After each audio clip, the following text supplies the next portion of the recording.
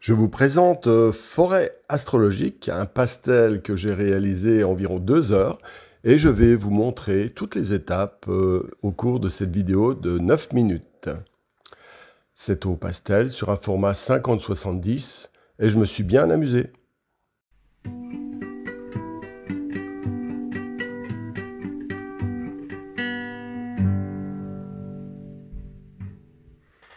Voilà donc le démarrage. L'idée c'est de réaliser des arbres qui sont de couleurs.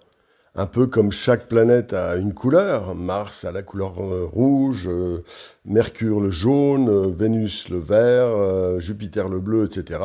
Donc j'ai voulu imaginer un entrelac de toutes ces énergies qui s'envolent dans le ciel à travers les branches et puis qui vont vers la partie bas assez profonde, les racines. Voilà, tout simplement. Donc là, j'ai utilisé un pastel mat gris et je peins avec des pastels, beaucoup de pastels assez durs qui sont des carrés comptés. Voilà, la petite boîte que vous voyez à droite, c'est des carrés comptés. Alors au début, quand on veut faire un sujet comme ça, eh bien, je conseille de faire quelques ingrédients les plus importants, notamment ces fameux arbres. Mais pour l'instant, il n'y a pas de branches, pas de racines, mais au moins, ça positionne quelques éléments. Alors, j'ai choisi aussi d'utiliser des couleurs assez pures, qu'on appelle une gamme qu'on appelle le contraste de la couleur en soi.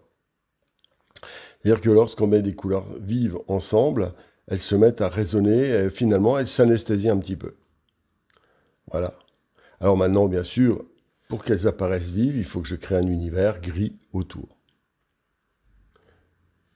Voilà, donc je nourris un petit peu progressivement et en même temps j'observe parce que chaque étape, on prépare l'étape suivante, donc faut être cool, faut être détendu. Ça doit rester un jeu, n'est-ce pas? C'est extrêmement important.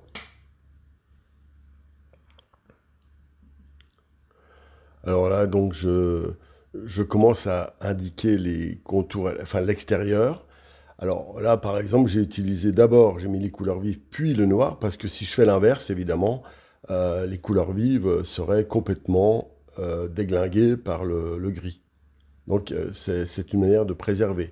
Et d'une certaine manière aussi, lorsque l'on met la première couche de pastel sur un pastel mat qui est très très très adhésif, eh bien la couleur va s'ancrer dans les premiers trous et va s'ancrer profondément. C'est pour ça que j'ai commencé, dans ce cas-là, par des couleurs extrêmement vives. Voilà, et maintenant je continue avec le gris, et vous voyez, les couleurs apparaissent fortement. Voilà, donc maintenant je complète, alors je reprécise là les rouges vifs qui sont en bas, j'ai réutilisé maintenant une couleur un peu lit de vin, presque, enfin un rouge un peu lit de vin, qui complète, qui va dans les zones plus foncées, pour pas que évidemment toutes les branches soient rouges fluo.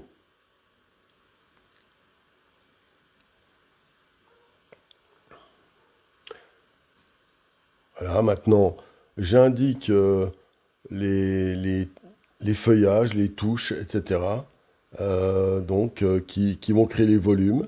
Alors on va bien sûr du foncé vers le bas et le clair, hein, on ne se refait pas, hein, j'aime travailler comme ça, tout simplement au niveau de la composition. Et je laisse venir l'espèce d'ambiance générale autour de cette idée de la forêt astrologique. Je vous incite souvent, d'ailleurs, à partir d'un mot-clé, ça peut être une image, ça peut être un symbole, peu importe, mais un élément qui raconte une histoire. Quand je dis forêt astrologique, ça donne déjà beaucoup d'indications, en tout cas pour moi, et pour ceux qui s'intéressent au sujet. Ceux qui s'intéressent pas au sujet, évidemment, ça va être du chinois. Voilà, donc quelques branches commencent à relier la masse de bleu clair et gris du dessus avec les branches.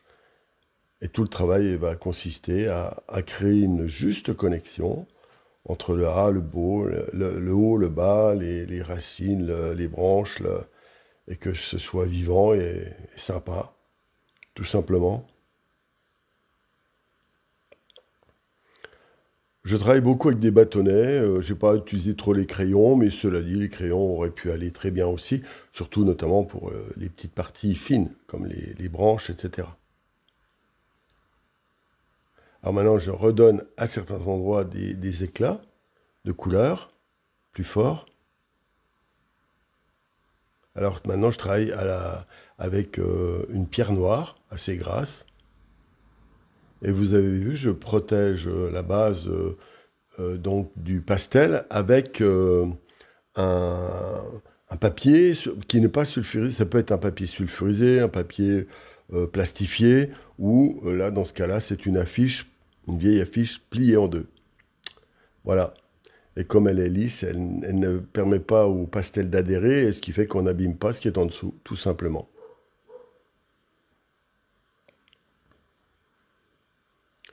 Alors là, je nourris un petit peu, vous voyez, je mets quelques petites couleurs, un petit peu comme si toutes ces branches avaient une connexion légère avec les couleurs des branches, une connexion avec le haut, avec le bas. Il ne doit pas y avoir une scission complète. C'est comme comment dire, entre les feuillages gris bleuté qui sont en haut, ce qui est en dessous, et puis les branches et les troncs. Il faut qu'il y ait une connexion légère, au moins des interactions, un peu comme une continuité. Alors là, vous voyez, j'ai agrandi un peu sur la droite. C'est aussi des petites astuces. Alors, bien sûr, le blanc, c'est la lune, hein. Je me suis intéressé à l'astrologie à un moment, je trouve ça marrant.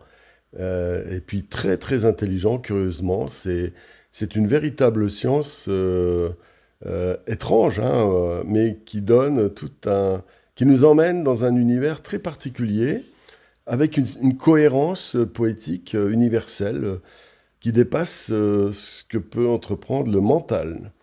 Et franchement, c'est très intéressant. Alors je refais un arbre violet, il en manque un. Violet, c'est Neptune, le blanc, donc la lune. Et puis voilà, donc quelque part, peu importe, même si je ne l'avais pas mis, on aurait dit que Neptune n'était pas là. Ensuite, maintenant, redessiner, repréciser. Voilà, maintenant je m'attaque un peu aux racines.